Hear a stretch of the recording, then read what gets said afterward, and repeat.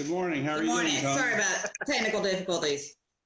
That's okay. That's okay. You know what? Life is full of difficulties, technical or not. So I've been telling everybody here that's been listening, and I don't know if you heard a lot about Currency Cadets being the kind of company that's an educational company. You know, we don't, well, for me, and not that it matters because I, for one, love network marketing and all that kind of stuff, but this is not what that is. We are an educational company. I know I've kind of gotten a little bit of notoriety and recognition in that world, but with Bitcoin and things like that and wood nickels and not being able to tell the difference between the two, Currency Cadets, we really want to be a safe place in the market space. So why don't you both tell everybody who you are, where you're from, what you do for a living so people can get to know you guys? All right. Well, I'll go first. So, my name's Craig. I'm a software engineer. I've been doing that for about 20 years. So, actually, it's interesting enough, Rebecca kind of brought me into this thing and said, "Hey, have you heard about Bitcoin?" And I had, and I was kind of thinking about it. So we talked about it, and she came across Tony's website and started saying, "Hey, met this guy Tony, and he's got some information he can help us get started." So I did the first, I guess it was a meeting, a video, and we went over the basics of it. And I probably got carried away with all the stuff. And he's like, "You don't need to know all that. You just need to know the basics." And that's what we're going to talk about. So we've learned, we didn't know anything about what cryptocurrency was. We didn't know anything about, blockchain. We didn't even know where to get started. So Tony's been a real big help. Um, Aw, so yeah, that's kind of a little bit about me. So this is really interesting to me. And Rebecca and I had an interest in it. She's interested in it. So she's been doing a little bit of her dabbling, and I've been doing my dabbling, and that way we can kind of branch off a little bit if we want to try something different. So it's been kind of fun. right. What about you, Rebecca? So I'm a veterinarian. Been out in practice over 18 years. We live in Dallas. And same thing. I had been watching on Facebook Tony's journey and didn't really do anything. Sat on it Right. as we watched. Part of it's because we had just done a minor house remodel, but it sucks up all your available funds. Yeah. And it's highly stressful. So as I was rebuilding after the first year, we got much more serious, starting very basically with the Bitcoin mining. Now I'm working on the ICO, and what I will say is Tony has been extremely helpful.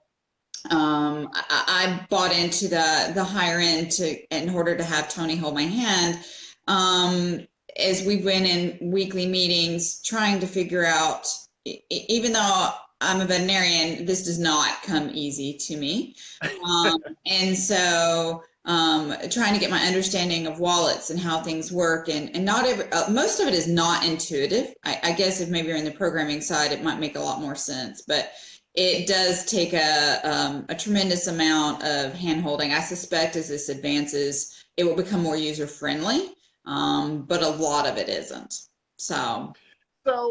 So let's talk about that. And just for clarification, folks, since you bought in at the higher end, we do have different memberships inside of our group called Currency Cadets, where you can just kind of come in there, and if you want to be a fly on the wall, you can be a fly on the wall. I remember during our foundation stage, so many people got to be able to just get a free membership to just kind of come in and watch. So talking about that, you guys kind of got in, so when you were watching, how long did it take you to watch? Like, what was the thing that said, okay, we got to do something? Like, I think you guys were in there.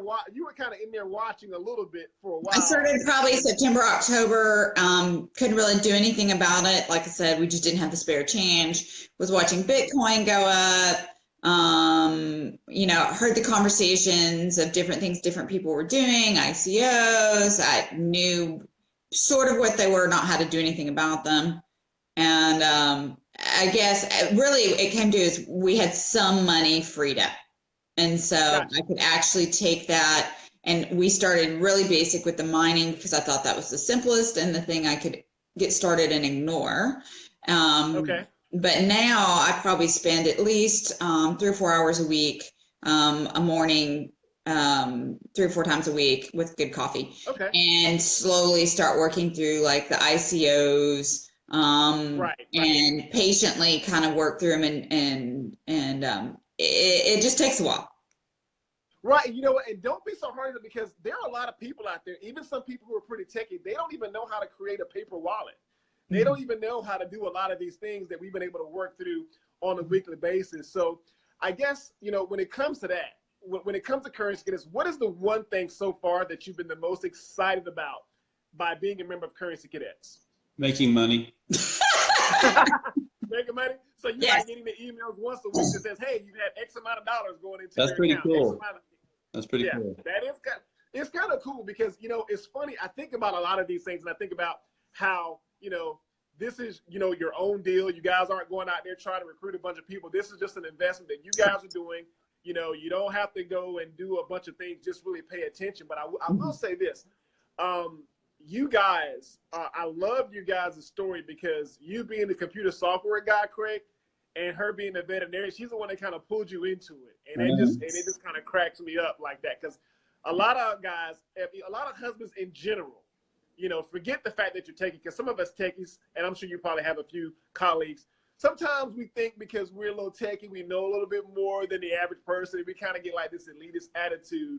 But what I thought was kind of cool was how, you know, she wanted to do it. She just had to wait. And even though you waited, Rebecca, was not making money something that you was concerned about? Like, is that something that you were not concerned about? You were late? Or I basically no, but we're investing only, you know, small amounts. So as everybody says, Right. don't invest more than you can afford to lose. And so you know, and on our side, I needed just even that small change to kind of work with. And so our goal is Right. working on this side and also working on standard investments. So our portfolio is much more diverse.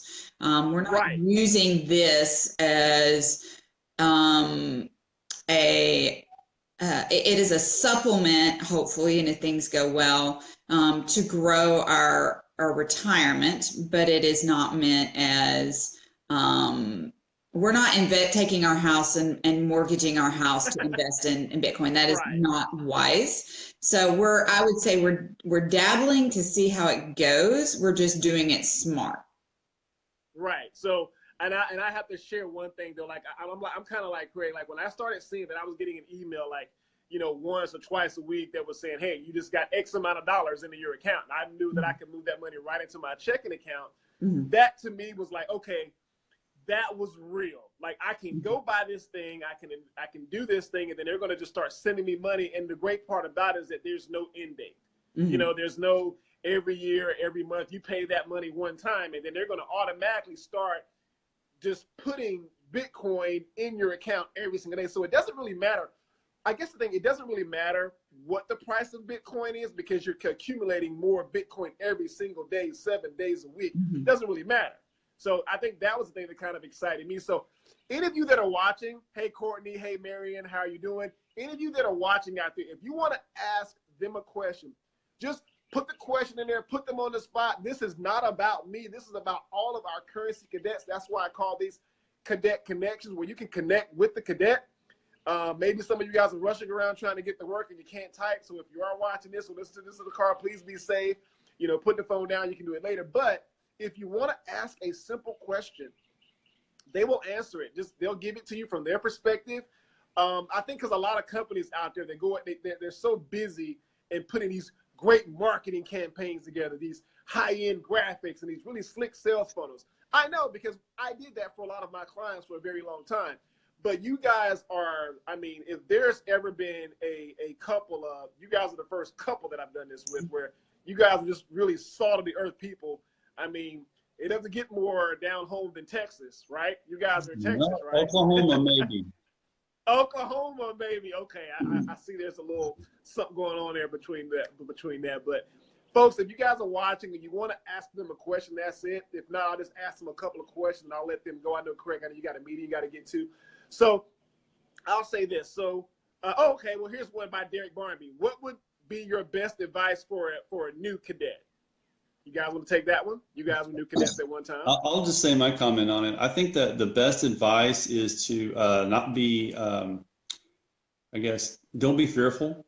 The cool thing is, you know, we went in it and we met Tony and he's been helping us. And I mean, I had some challenges at first, like trying to work through some of my Swiss Gold Global stuff because their interface is not so intuitive. And I would send him an email or something and go, "Oh, don't worry about it. Here's what you need to do." And we got through everything. So I think if you're just getting started, then just don't be afraid. And the thing is too, like Rebecca said earlier, don't go all in with everything. Just do what you can afford and kind of get comfortable with it. Right. Start out slow and let's try it out. When we do stuff at the first time for like one of these Bitcoin wallets, like with Exodus, we're just trying to we'll toss around a little bit just to kind of make sure that just as something goes wary, we don't lose a lot, like a dollar or two. And then once you kind of go through it, you're a lot more comfortable with it. Then you can start doing more stuff. Yeah. Okay. Great question, Derek. Thanks for the response, Craig. So does anyone else have any other questions? While we're waiting for another question, I will ask you this. If there is something that let's say, for example, I know you guys have in your mind, what the ultimate end game in this, but what are some of the things that you're excited about as your next steps? Hopefully what we're going to take is we get a little more profitable maybe with the ICOs is we're going to do, my goal is reinvestment on that side, not to keep putting new money in, but reinvesting what we actually make. And so that to me, the compounding of that is what I'm most excited about. Yeah, and that is.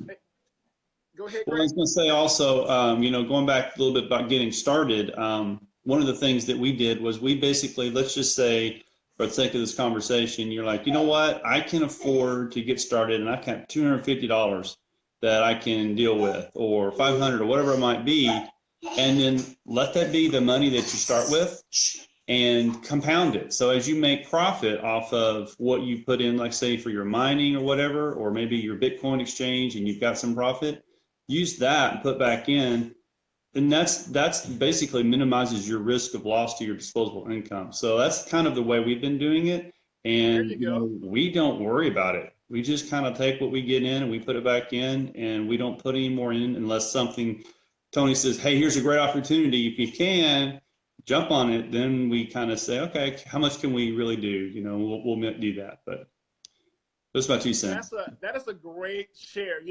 And to clear, so guys, what Craig and Rebecca have brilliantly done. So they said, okay, we're going to spend X amount of dollars, and we're going to start mining for BitGold. Okay, we're going to get our Bitcoin in. We're going to start mining for Bitcoin. We're going to start mining for Ethereum. We're going to do that. So as their profits have come in, they aren't spending any more money. They're taking the money that they're getting every single day that's being created for them 7 days a week, doesn't matter holidays, and they're taking those profits and they're putting $20 here, $30 there. What they're doing is what I affectionately refer to as the restaurant investment model. When it comes to cryptocurrency, and I talk about this when I do a lot of my lunch and learns, it's basically this. Think about going to a restaurant and you have a meal. Now, there is a threshold that you would love to have as far as like, okay, I'm not going to pay more than this much for this meal. Some restaurants, like I'm not going to pay $50 at McDonald's, but I will pay $100 at Ruth Chris because of the type of restaurant I'm eating in. So because of the type of investing that you're doing, you're going to see that if you have the restaurant mentality, okay, I'll blow $30. What can you afford to lose on a bad meal and not have to worry about eating tuna out of a pouch?